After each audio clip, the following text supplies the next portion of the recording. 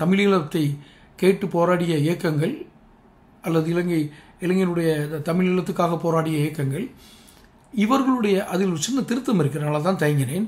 தமிழீழம் மட்டுமே குறி என்று போராடியது எல்டிடி என்ற இயக்கம் மட்டும்தான். மற்ற இயக்கங்கள் அரசியல் நிர்ணய உரிமைகளை எங்களுக்கு கொடுங்கள் என்று கேட்டார்கள். இதற்கான பின்னணி என்ன? கணிசமான அளவு இது முக்கியமான அரசு பதவிகளில் மற்றும் கல்வி உயர்கல்வி பெறுவது இது போன்ற கல்வி பணிகளில் தமிழர்களுக்கான இடம் விதாச்சாரம் என்பது வெகுவாக குறைந்து சிங்கிள் டிஜிட்டில் வருது. இதுவும் தரவுகள் தான். இந்த ஒப்பீடு தமிழீழ விடுதலைக்கும் விடுதலை போராட்டத்திற்கும் இந்திய சுதந்திர போராட்டத்திற்குமான ஒரு ஒப்புமை. இப்போது நான் ஒரு குறிப்பிட்ட இடத்தில் நான் இந்திய சுதந்திர போராட்டத்தை இங்கு நான் ஒப்பீடு செய்கிறேன். என்ன?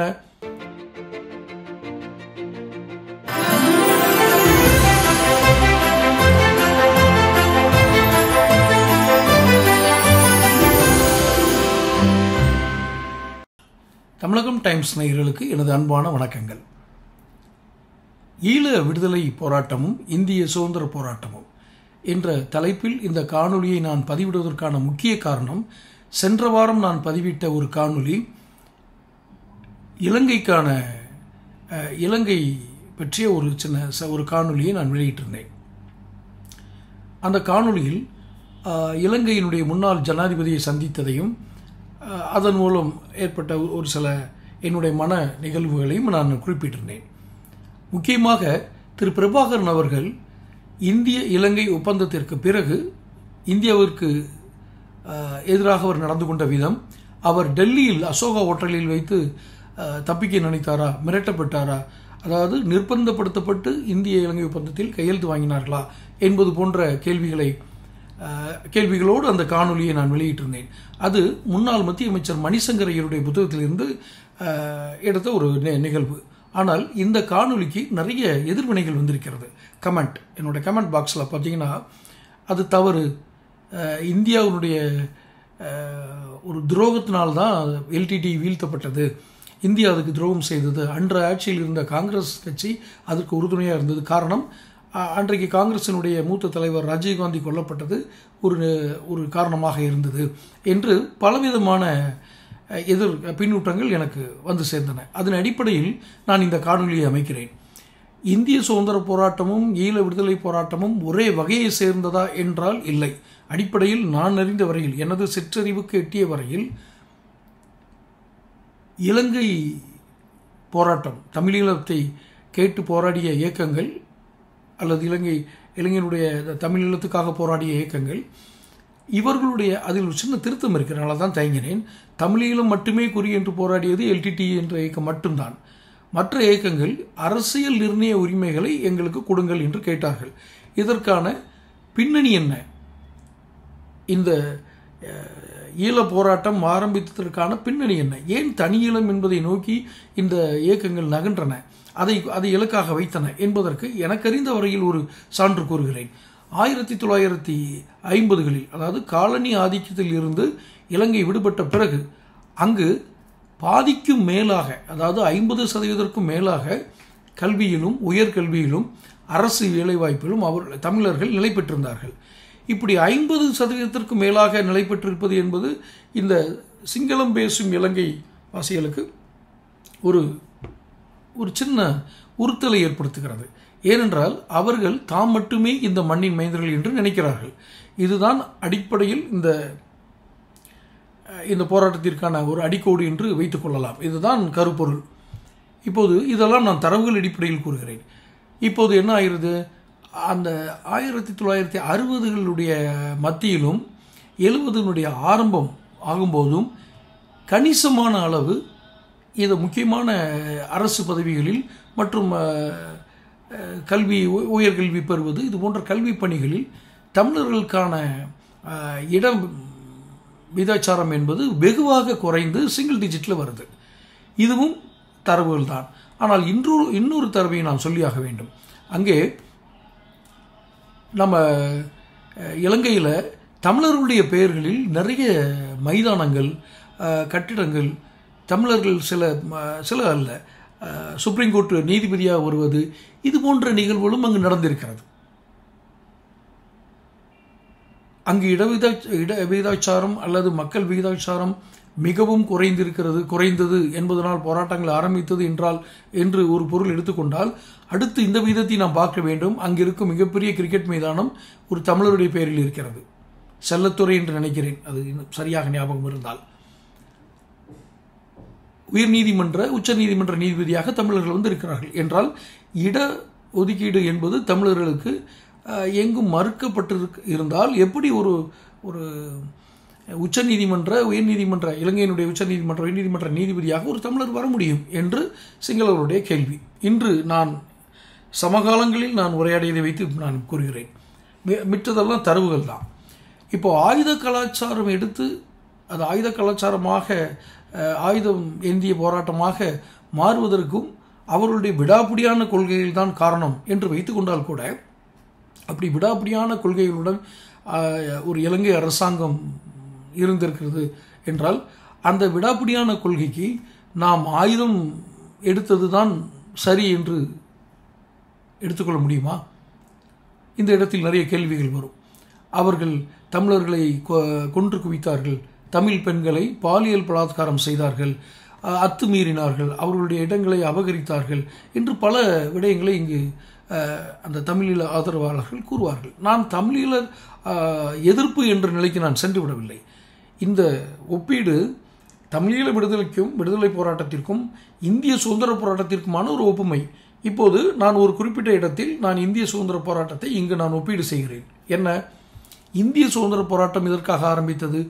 வணிகத்திற்காக இங்கு வந்தவர்கள் ஆக்கிரமித்து, நம்மளுடைய நிலப்பகுதிகளை ஆக்கிரமித்து, நம்மளுடைய மன்னர்களை, அதாவது குறுநில மன்னர்களாக இருந்தவர்களை பணம் கொடுத்தோ மிரட்டியோ ஏதோ ஒரு காரியத்தினால் தங்களுடைய அரசாங்கமாக மாற்றிக்கொண்டு பெரும்பான்மையாக தங்களுடைய ஆதிக்கத்தை செலுத்தியதை எதிர்த்துதான் விடுதலை போராட்ட இயக்கம் ஆரம்பித்தது. எதற்காக எதிர்க்க வேண்டும்? ஆம், நம் அடையாளங்கள், நம்மளுடைய கலாச்சாரம், நம்முடைய தனித்துவம் எல்லாம் அந்த காலனி ஆதிக்கத்தால் அழிந்துவிடும் என்ற ஒரு அச்சம் காரணமாக அவர்கள் எதிர்ப்பு தெரிவித்தார்கள். இப்பொழுது நீங்கள் பாருங்கள், இலங்கை விடுதலை தமிழீழ விடுதலை போராட்டத்திற்கும் இந்திய விடுதலை போராட்டத்திற்கும் தளங்கள் வேறு. அங்கு அரசியல், இலங்கையில் அரசியல் நிர்ணய உரிமை வேண்டும் என அங்கு உள்நாட்டில் இருக்கும் மக்களே போராடுகிறார்கள். ஆனால் இங்கு எங்களை விட்டு நீங்கள் வெளியேறுங்கள் என்று ஒரு ஆதிக்கம் செய்த ஒரு அரசை வெளியேற்றுகிறார்கள். இரண்டுக்குமான நோக்கம், இலக்குகள் வேறு, தளங்கள் வேறு.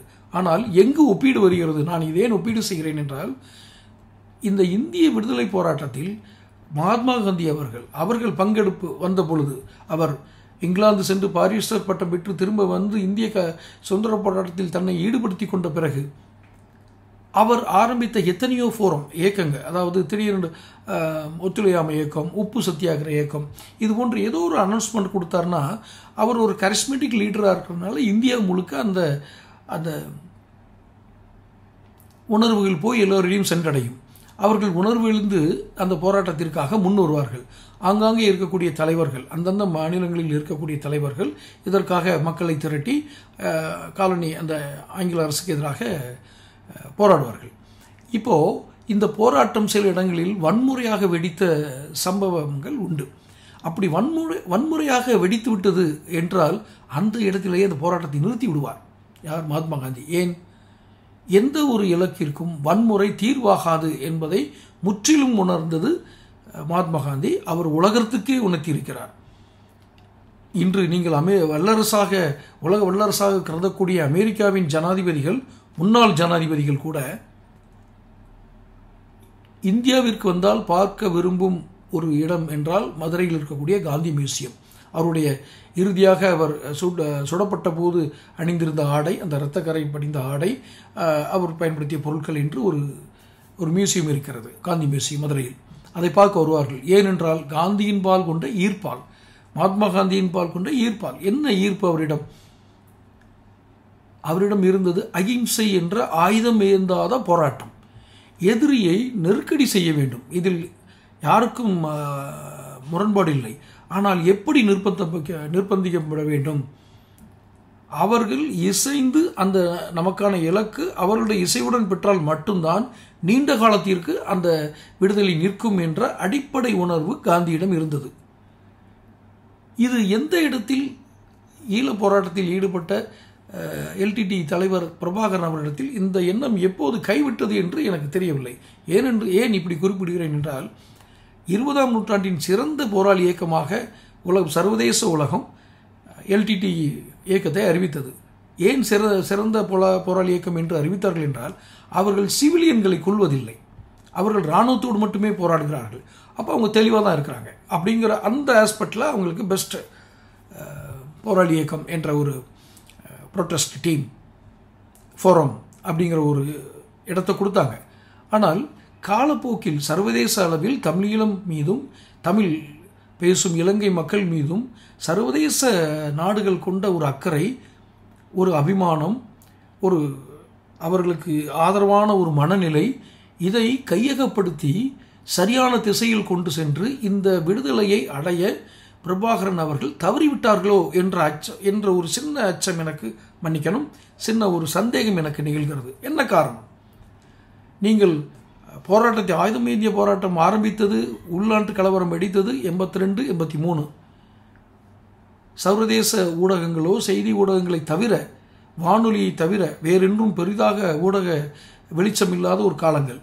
அப்போது அவர்கள் போர்க்களத்தில் என்ன நடந்தது, யார் முதலில் ஆயுதம் எடுத்தார்கள், யார் முதலில் தீவிரம் காட்டினார்கள், இது இலங்கை இராணுவத்தினுடைய பதிலடி பலமாக இருந்ததா அல்லது இராணுவத்தின் இலங்கை எல்டிடி இயக்கத்தினுடைய வலிமை பலமாக இருந்ததா என்பதெல்லாம் நாம் அந்தந்த தலைவர்கள் வாயிலாக, செய்தி ஊடகங்கள் வாயிலாக அறிந்ததுதான். இன்னும் சொல்லப்போனால் இங்கு தமிழகத்தில் இருந்து சில அரசியல் தலைவர்கள் இன்றும் உயிரோடு இருக்கிறார்கள். அவர்கள் நேரில் சென்றும் அந்த ஈழ விடுதலை போராட்டத்தை கண்டதாகவும் அந்த எல்டிடி தலைவர் பிரபாகரன் அவர்களை நேரில் சந்தித்து உரையாடியதாகவும் சில புகைப்படங்கள், சில செய்திகளை சிலர் புகைப்படம் வெளியிடுகிறார்கள், சிலர் அந்த செய்திகளாக கூறுகிறார்கள். வேறு காரணங்களுக்காக சென்று விடுதலை புலிகள் தலைவர் அவர்களை பார்த்து அது தனக்கான விடுதலை போராட்டத்தை இதில் தனக்கு ஒரு பெரிய பங்கு இருப்பதாக காட்டிக்கொண்டு அரசியல் பிழைப்பு நடத்துகிறார்களா என்பது வேறு விஷயம். இன்னும் கொஞ்சம் வெளிப்படையாக கூறுவதென்றால், முதலில் இந்த பிரச்சனையில் கள்ளத்தோணி ஏறி நான் இலங்கை சென்றேன் என்று பெருமையாக சொல்லிக்கொள்வது ஐயா திரு வைகோ அவர்கள். ஐயா திரு வைகோ அவர்கள் பிரபாகரனை சந்தித்ததோ அந்த போராட்டத்திற்கு ஆதரவு தெரிவித்ததோ ஒன்றும் ஆச்சரியமான விஷயம் இல்லை. ஏனென்றால் இந்திய அரசாங்கமே அதற்கு ஆதரவு தெரிவித்தது.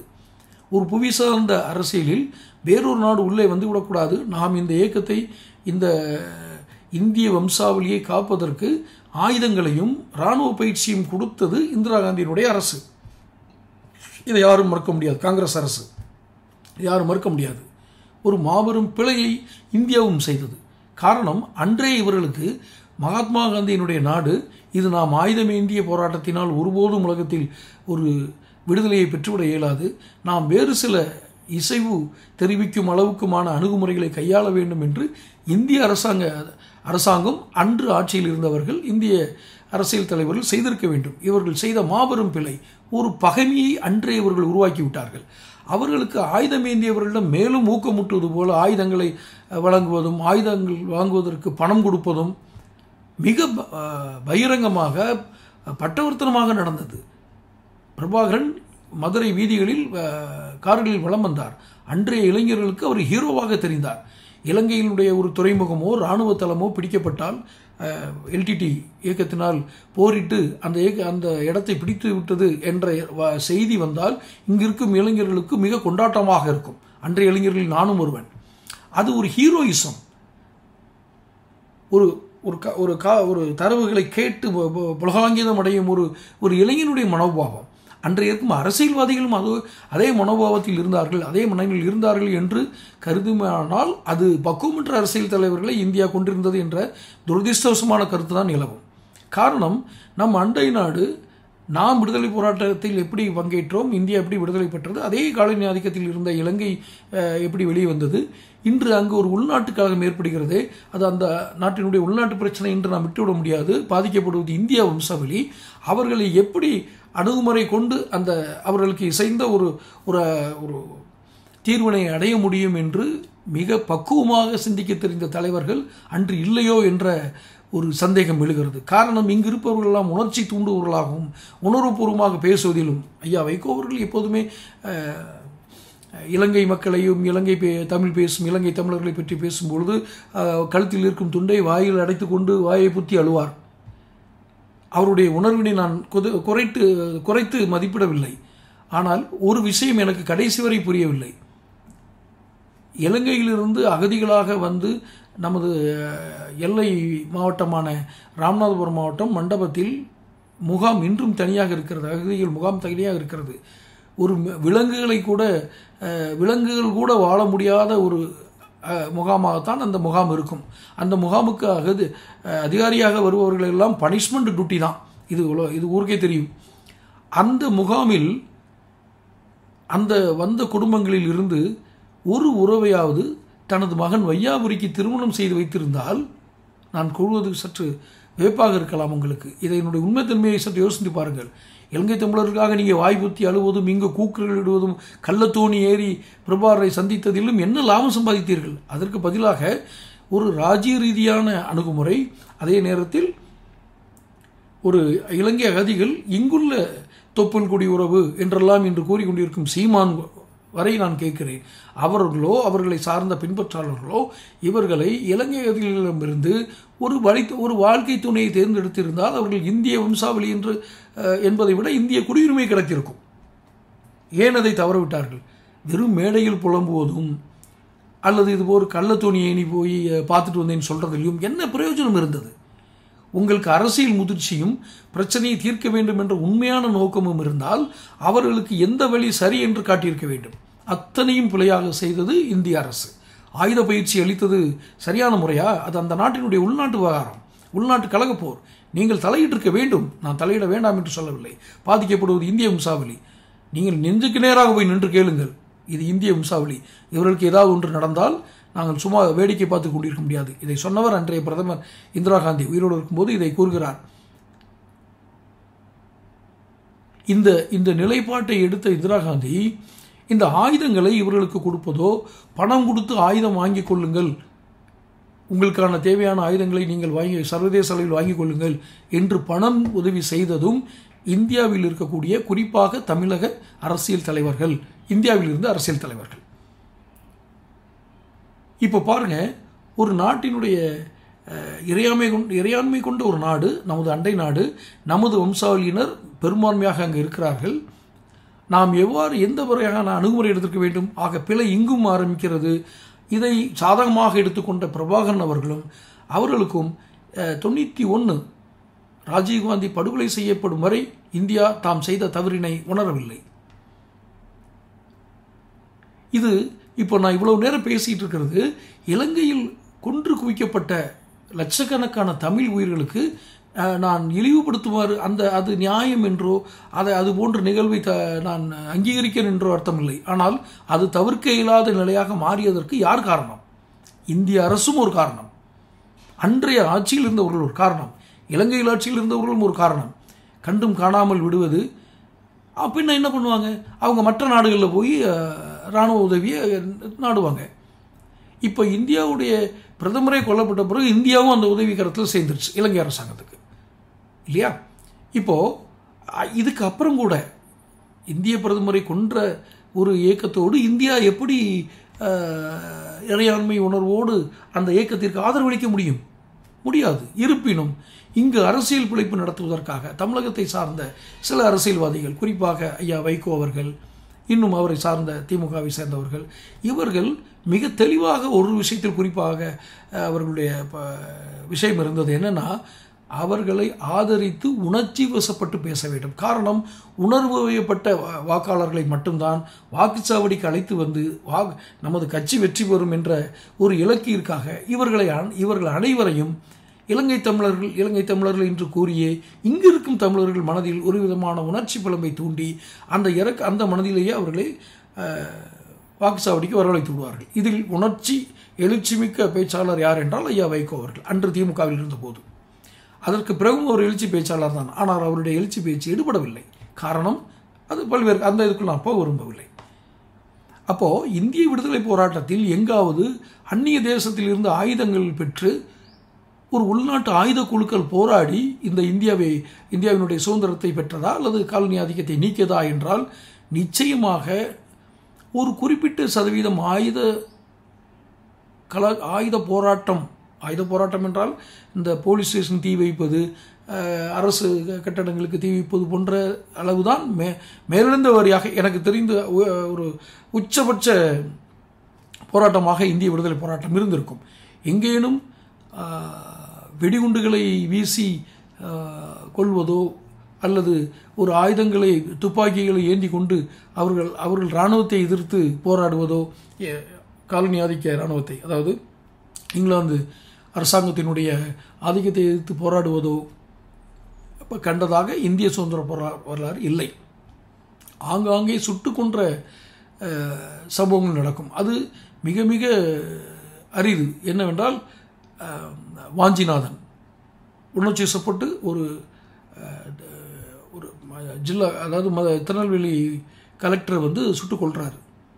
அதை காந்தியும் கண்டித்தார். எப்படி கண்டித்தார் என்றால், அவர்கள் அந்த கலெக்டர் டியூட்டியில் எங்கேயும் போகிற மாதிரி இல்லை. கொடைக்கானலுக்கு அவர் தன் மனைவியோடு செல்கிறார். இந்த திருமணம் முடிந்த ஒரு இளம் தம்பதிகள் அவர்கள் கொடைக்கானலுக்கு செல்கிறார்கள். அப்போது தான் வாஞ்சி மணியாச்சி வழியாக ரயிலில் வர்றாங்க. அப்போ தான் வாஞ்சி மணியாச்சி, இப்போ இருக்கிற அந்த மணியாச்சி, இப்போ வாஞ்சி மணியாச்சி, முன்னாள் மணியாச்சி ஸ்டேஷன், அதில் வச்சு இவர் சுட்டுக் கொள்கிறார். யார்? வாஞ்சிநாதன். இதுபோன்று பல சம்பவங்கள் பல மாநிலங்களில் நடந்திருக்கிறது. ஆனால் இது எல்லாம் அரிதிலும் அரிது என்று தான் கூற வேண்டும். அவர்கள் பிரிட்டிஷ் இராணுவம் ஜாலியன் வாலாபாக் போன்ற அதிபயங்கரமான படுகொலைகளை நிகழ்த்தினார்கள். ஆனால் அதற்கு எதிர்வினையாக நாம் ஆயுதங்களை தூக்குங்கள், நாமும் அவர்களுக்கு எதிராக போராடுவோம் என்று ஒருபோதும் காந்தி சொன்னதில்லை. ஏனென்றால் விடுதலை பெறுவது என்பது நோக்கமாக இருந்தால் மக்களை பலியிட ஆக்குவது என்பதையும் நாம் தவிர்க்க வேண்டும் என்ற சிந்தனையும் அவருக்குள் இருந்தது. இது அகிம்சை சிந்தனையில் மட்டும்தான் இந்த ஒரு எண்ணங்கள் தோன்றும்.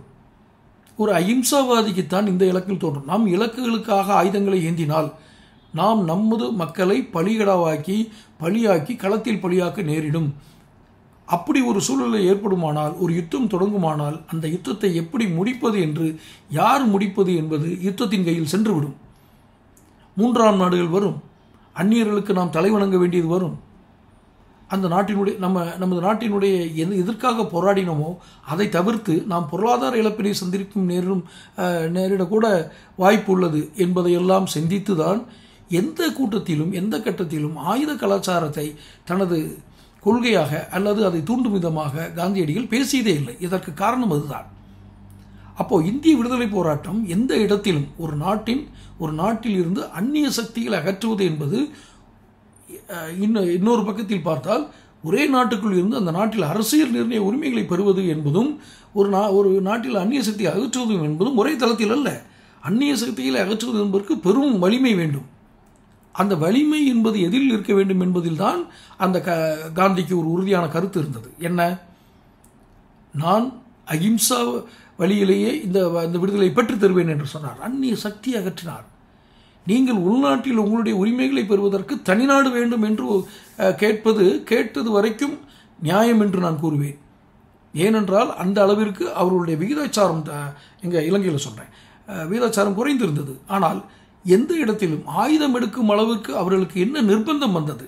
அந்த ஆயுதம் எடுத்து அவர்கள் போராட ஆரம்பிக்கும் பொழுது அவர்களுக்கும் தெரியும், ஒரு ஆயுத போராட்டம் ஆரம்பித்தால் எத்தனை ஆண்டுகள் நீடிக்க இயலும், யாருடைய உதவி இருந்தால் நாம் இதை தொடர்ந்து நடத்த இயலும். ஏனென்றால் ஒரே நாட்கள் ஒரு வாரமோ ஒரு மாதமோ கையெறி குண்டுகளையும் வெடிகுண்டுகளையும் வைத்துக்கொண்டு எரிபொருளை வைத்துக்கொண்டு நாம் பெரிய ஒரு ஆயுத இயக்கத்தை ஆரம்பித்து விட இயலாது என்பது பிரபாகரன் அவர்களுக்கு தெரியாமலா இருக்கும். அப்போ அவர் யாரையெல்லாம் நண்பராக நினைத்திருப்பார்? யாரையெல்லாம் இல்லை, ஒரே ஒருவரைத்தான் நம்பி, ஒரே ஒரு தேசத்தை நம்பிதான் அவர் தன் விடுதலை போராட்டத்தை ஆரம்பித்தார், இந்தியா. அந்த 80களுடைய ஆரம்பத்திலிருந்து 90களுடைய அந்த இந்திய இலங்கை ஒப்பந்தம் ஏற்படும் வரை இந்தியா தனது நிலைப்பாட்டினை வேறு விதமாகத்தான் வைத்திருந்தது.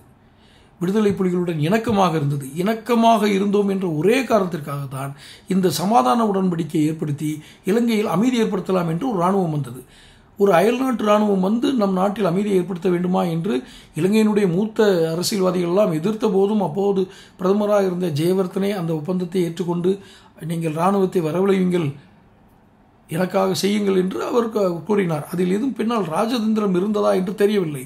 ஆனால் தென்னாசிய பிராந்தியத்தில் தனது அரசியல் நகர்வுகள் மூலம் ஒரு புவி சார்ந்த அரசியலில் பலம் பெருந்த மனிதராக தாம் காணப்பட வேண்டும் என்ற ஒற்றை நோக்கில் ராஜீவ்காந்தி பிரதிபலன் எதிர்பாராமல் அந்த உதவியை செய்தார். ஒப்பந்தத்தை கையெழுத்து போட்டார். இந்திய இலங்கை அமைதி இராணுவத்தையும் அனுப்பினார், அமைதி காக்கும் இராணுவத்தையும் அனுப்பினார். அந்த இலங்கை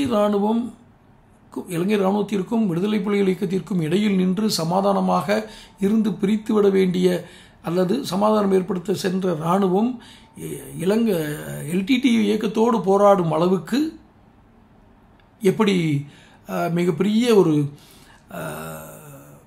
சரிவு ஏற்பட்டது என்றால்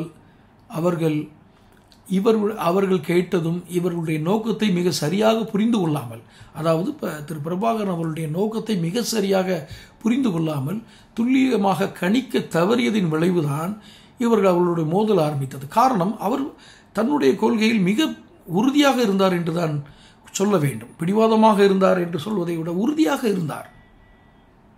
எந்த விதமான சமரசத்திற்கும் அவர் இடம் கொடுக்கவில்லை. என்ன, ஒற்றை கொள்கையோடு இருந்தார். அது மிக மிக முக்கியம். அந்த ஒற்றை கொள்கையோடு இருக்கும் ஒரு மனிதனுக்கு ஆயுதங்களையும் கொடுத்து சமாதானத்துக்கும் திரும்ப அதே ஆயுதங்களை நீ ஒப்படைத்து விட்டு சரணடைந்து விடு, உனக்கு நான் வேண்டிய அரசியல் நிர்ணய உதவிகளை தருகிறேன் என்று சொன்னால் எப்படி அவர் ஏற்றுக்கொள்வார்?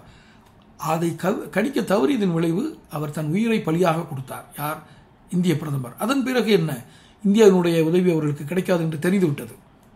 ஆனால் இப்போது இருக்கும் ஈழ ஆதரவாளர்கள் என்ன சொல்வார்கள் என்றால், விடுதலை புலிகள் ஒருபோதும் இந்தியாவை நம்பியதில்லை, இந்தியா ஒருபோதும் நமக்கு உதவாது என்று விடுதலை புலிகள் கதையினார்கள் என்று சொல்வார்கள். நான் அவர்களுக்கு ஒன்று கூறுகிறேன், அவர்களுக்கு பயிற்சி அளித்தது இந்திய இராணுவ பள்ளிகளில். டேராடூனில் இருக்கிற இந்திய இராணுவ அதிகாரிக்கான பயிற்சி பள்ளியில் தான் விடுதலை புலி இயக்கத்தினுடைய தலைவர்களுக்கு பயிற்சி அளிக்கப்பட்டது. கடல் புலிகளுக்கு பயிற்சி அளிக்கப்பட்டது இந்திய கடற்படை தளங்களில். இல்லை என்று முன்னாள் இராணுவ அதிகாரிகள் இதை மறுத்துவிட இயலுமா?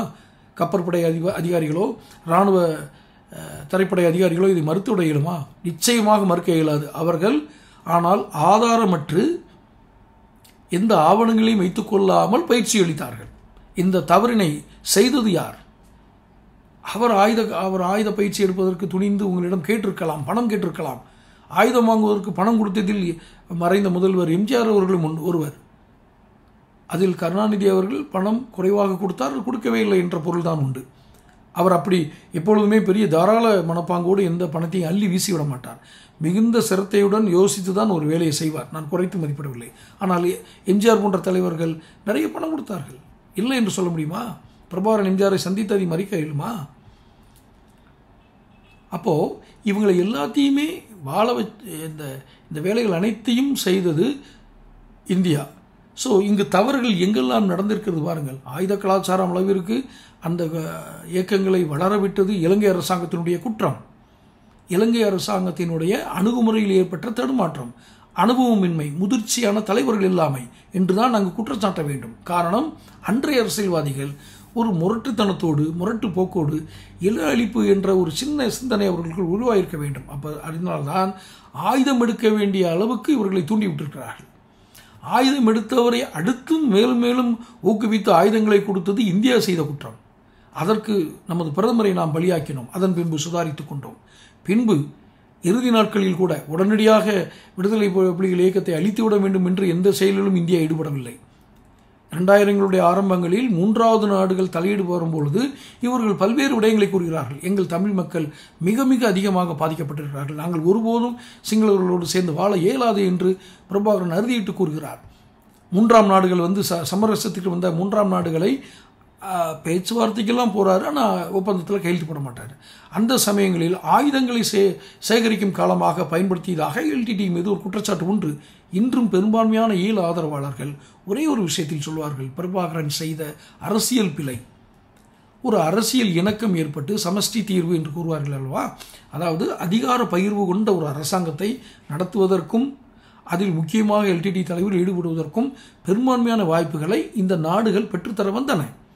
ஆனால் இன்றைய ஈழ ஆதரவாளர்கள் என்ன சொல்வார்கள், இல்லை இல்லை இவர்களெல்லாம் போய் ஒருபோதும் இலங்கைக்கு அந்த எல்டிடிக்கு ஆதரவாக யாரும் வரல, அது இலங்கை மக்கள் கொன்று குவிக்கப்பட்ட போது இலங்கை சர்வதேச உலகம் வேடிக்கை பார்த்தது, ஐநா கவுன்சில் வேடிக்கை பார்த்தது, சர்வதேச நீதிமன்றங்கள் ஏன் இலங்கையின் மீது ஒரு நடவடிக்கை எடுக்க தயங்கின என்று பல குற்றச்சாட்டுகளை இன்றளவும் உள்ளது. இதில் எந்த மாற்று கருத்தும் இல்லை. சர்வதேச நீதிமன்றத்தில் குற்றவாளியாக நிறுத்தப்பட வேண்டியவர்கள் அந்த போரில் ஈடுபட்டவர்கள், மாற்று கருத்தில்லை. வீரப்பனை சுட்டுக் கொன்ற அதிகாரி கூட அவர் சாட்சியம் அளிப்பதற்காக நீதிமன்றத்திலும் டிஆர்ஓ விசாரணை என்று கூறுவார்கள், அதில் நின்று தன்னுடைய சாட்சியங்களை அளித்து எதனால் இந்த ஆயுதங்களை கொண்டு நான் பிரபாகரனை கொன்றேன், வீரப்பனை கொன்றேன் என்று அந்த என்கவுண்டருக்கு ஜஸ்டிஃபிகேஷன் இல்லாமல் அவர் விடுதலையாக முடியாது. அவர் மேட்டர் அக்யூஸ்ட் தான். ஆனால் அது உள்நாட்டு அளவிலேயே அந்த விசாரணை முடிந்துவிடும். காரணம் ஊரறிந்த ஒரு கொடும் செயல் செய்வராக வீரப்பன் இருந்ததால் அந்த விசாரணை குறித்து மேற்கொண்டும் யாரும் கேள்விகள் எழுப்பவில்லை. இப்பொழுது உலகமறிந்து இந்த மக்களை, தமிழ் மக்களை கொன்ற இலங்கை இராணுவத்தை நிச்சயம் நீதிமன்றத்தின் முன்னால் நிறுத்த வேண்டும், நீதி பரிமாணங்கள் நடத்தப்பட வேண்டும். எந்த சமரசத்திற்கும் இடம் கொடுக்காமல் சர்வதேச அளவில் சர்வதேச தலைவர்கள், சர்வதேச நீதிமன்ற வழக்கறிஞர்கள் சேர்ந்து இந்த தீர்ப்பினை வழங்க வேண்டும். எந்த மாற்று கருத்தும் இல்லை. நான் பின்னோக்கி சென்று இத்தனை வரலாறையும் ஏன் கூறுகிறேன் என்றால், இறுதியாக என்னுடைய கருத்து, இந்திய விடுதலை போராட்டத்தையும் ஈழ விடுதலை போராட்டத்தையும் நான் ஒப்பிட்டு கூறியதன் காரணம், இந்த பகை உணர்ச்சியை அடுத்த தலைமுறைக்கு கடத்தி செல்லாதீர்கள். மகாத்மா காந்தி இறந்த தினத்தை நாம் அகிம்சை தினமாக கொண்டாடுகிறோம். நம் விடுதலைக்காக போராடியவர்களை நாம் அந்த விடுதலை போராட்ட வீரர்கள் உயிர் நீத்த நாட்களை நாம் நினைவு கூறுகிறோம். அதேபோல்தான் இலங்கையிலும் அங்கு உயிர் நீத்த, அந்த யுத்தத்தில் உயிர் நீத்த எல்டிடியினுடைய தலைவர் பிரபாகரன் அவர்களுடைய நினைவு நாள் அவர்கள் கொண்டாடுவதை மறுத்து அவர்களை தடுப்பது என்பது மேலும் மேலும் அந்த பகை உணர்ச்சியை தூண்டும். அந்த தவறை இலங்கை அரசாங்கம் செய்கிறது. அதே போல இந்திய துணைக்கண்டத்திலும் தமிழ்நாட்டில், குறிப்பாக தமிழ்நாட்டில் இந்த இலங்கை தமிழர்களை குறித்த ஒரு என்ன சொல்வது, விரோதமான மனப்பாங்கினை ஏற்படுத்தும் அளவுக்கு, விரோதமான மனப்பாங்குனா இந்த பகைமையை அடுத்த தலைமுறைக்கு நீங்கள் நகர்த்தி போகிறீங்க. வரலாறு சொல்வது என்பது வேறு, பகை தூண்டும் அளவுக்கு வரலாறு சொல்வது என்பது வேறு. நாமும் விடுதலை போராட்ட வரலாற்றை படிக்கிறோம், பாடப்புத்தகமாக படிக்கிறோம், பல புத்தக வடிவில் படித்துக் கொண்டிருக்கிறோம். எங்கும் நமக்கு இங்கிலாந்தின் மீது அடுத்து போர் தொடுக்க வேண்டும் என்ற எண்ணம் வராது, அல்லது இங்கிலாந்துக்காரர்கள் என்றால் அவர்களை நாம் அடித்துக் கொள்ள வேண்டும் என்ற ஒரு எண்ணம் வராது. காரணம், இங்கு பகை உணர்ச்சி தூண்டப்படவில்லை. இங்கு நடந்த விடுதலை இயக்க போராட்டம் சாத்வீகமாக அகிம்சை வழியில் நடந்த போராட்டம் என்பதால் இந்த போராட்டத்திற்கு, இந்த வரலாற்றை படிப்பவர்களுக்கு விரோதம் ஏற்படாது. ஆனால் இலங்கை போராட்ட வரலாறை, தமிழீழ போராட்ட வரலாற்றினை அவர்கள் எழுதட்டும். யார்? இலங்கை தமிழர்கள் எழுதட்டும். இங்கிருக்கும் அரசியல்வாதிகளை ஒன்று கேட்டுக்கொள்கிறேன். அது இலங்கையில் தற்போது வசித்து கொண்டிருக்கும் தமிழர்களும் நான் கூறிய கருத்தை தான் கூறுகிறார்கள். தயவு செய்து உங்கள் வேலையை நீங்கள் பாருங்கள். நீங்கள் இலங்கை தமிழர்களுக்காக அதை செய்கிறேன், இதை பேசுகிறேன் என்று சொல்லி எங்களை தர்ம சங்கடப்படுத்திடாதீங்க. ஏனென்றால் அவர்கள் அடுத்த கட்டத்திற்கு நகர்ந்து செல்ல வேண்டும். அவர்களுக்கு பொருளாதார சவால் இருக்கிறது. அடுத்த சந்ததியினை எப்படி அந்த சொந்த நிலத்தில் வாழ வைக்க வேண்டும் என்ற பெரிய சவால் காத்திருக்கிறது. அதிலெல்லாம் அவர்கள் தப்பி வாழ்க்கை அமைச்சு மீண்டு வரக்கூடிய மிகப்பெரிய சவாலில் இருக்காங்க. முடிந்தால் இப்போ நான் அந்த நாட்டோடு நீங்கள் வணிக உறவுகளை ஏற்படுத்திக் கொள்ளுங்கள். அங்கு தமிழர்கள் பெரும்பான்மையாக தொழிலில் ஈடுபடும் பனை தொழிலில் அவர்கள் தயாரிக்கும் பொருட்களை நீங்கள் வாங்குங்கள். அவர்கள் அங்கு நல்லா இருப்பார்கள். அதை செய்யுங்கள். அன்றைக்கு விடுதலை போராட்ட இயக்கத்திற்கு நீங்கள் ஆயுதங்களை வழங்கியது போல இன்று அவர்களுக்கு பணமாக நீங்கள் இது அனுப்ப வேண்டாம். அவர்களுடைய பொருட்களை வாங்குங்கள், அவர்களுக்கு வியாபாரம் செய்யுங்கள். அவர்கள் தப்பித்துக் கொள்வார்கள். அப்போது இலங்கையை வளர்ந்துருமே, சிங்களவன் சேர்ந்தலாம் வளர்ந்துருவான்னு சொல்லி இப்போ இனபேதம் பேச முடியாது. அவங்க இணைந்து வாழ, இசைந்து வாழ, இசைவுடன் கூடிய அங்கீகாரத்துடன் வாழ அவர்கள் ரெடியாகிவிட்டார்கள். இன்னும் சொல்லப்போனால் நான் கடந்த வருடங்களில் இலங்கையில் பல பகுதிகளுக்கு நான் சென்று வந்ததில் நான் கண்டது சிங்களம் பேசும் இலங்கை வாசிகள் கூட, சிங்களவர்கள் கூட தமிழ் மீது எந்த விதமான விரோத மனப்பாங்கு இருப்பதாக தெரியவில்லை. அது இன்றைய தலைமுறை. அவர்களுக்கு யுத்தத்தை பற்றிய எந்த செய்தியும் தெரிந்ததோ அல்லது தெரியாதோ அது எனக்கு விளங்கவில்லை. ஆனால் அதை அவர்கள் புறக்கணிக்கிறார்கள். அப்படி ஒரு இனபேதம் ஏற்பட்டு பெரிய போராட்டம் ஏற்பட்டு நம் தேசம் என்ன கண்டது? பொருளாதார வீழ்ச்சிக்கு வீழ்ந்ததை தவிர வேறு என்னென்ன பலனை கண்டார்கள் என்பதால் அவர்களும் அந்த பகை உணர்ச்சியை மறக்க நினைக்கிறார்கள். அதை தூண்டுவது போல இங்கிருந்து பேசிக் கொண்டிருப்பது என்பது அரசியல் பிழைப்பு நடத்துபவர்களாக மட்டும்தான் இருக்க முடியும். அவர்களுக்கு வேறு எந்த நோக்கமும் இருப்பதாக எனக்கு தெரியவில்லை. ஆகவே நான் எதற்கு இவ்வளவு நேரம் இந்திய தமிழீழ விடுதலை போராட்டத்தையும் இந்திய சுதந்திர போராட்டத்தையும் ஒப்பிட்டு அடுத்து வரக்கூடிய காலங்களில் பகைமை உணர்ச்சியற்ற ஒரு இராணுவம் இல்லாத ஒரு தேசங்களாக எல்லா தேசங்களும் மாற வேண்டும். இராணுவத்திற்கு ஒவ்வொரு நாடுகளும் பல பெரும்பகுதியை தன்னுடைய வருவாய் ஈட்டு வருவாயில் பெரும்பகுதியை அவர்கள் இராணுவத்திற்கு செலவழிக்க வேண்டிய ஒரு நிர்பந்தத்தில் இருக்கிறார்கள். அதை தவிர்க்க வேண்டும் என்றால் இந்த கடந்த கால வரலாறுகளை பகை உணர்வாக மாற்றாமல் அது வரலாறாக பதிவு செய்யுங்கள். எந்த நோக்கத்தோடும் சார்புத்தன்மை இல்லாமல் அதை பதிவு செய்யுங்கள். அடுத்த தலைமுறை நன்றாக இருக்கும். இதை பதிவிடுவது என்னுடைய ஒரு பத்திரிகையாளனாக, ஒரு பொதுஜனமாக, அண்டை நாடுகளுடன் நமக்கு இருக்கிற உறவை பேணும் ஒரு அக்கறையுடன் இந்த பதிவினை நான் இட்டிருக்கிறேன். உங்களுடைய கருத்துக்களை வரவேற்கிறேன். மீண்டும் ஒரு காணொலியில் சந்திப்போம். நன்றி, வணக்கம்.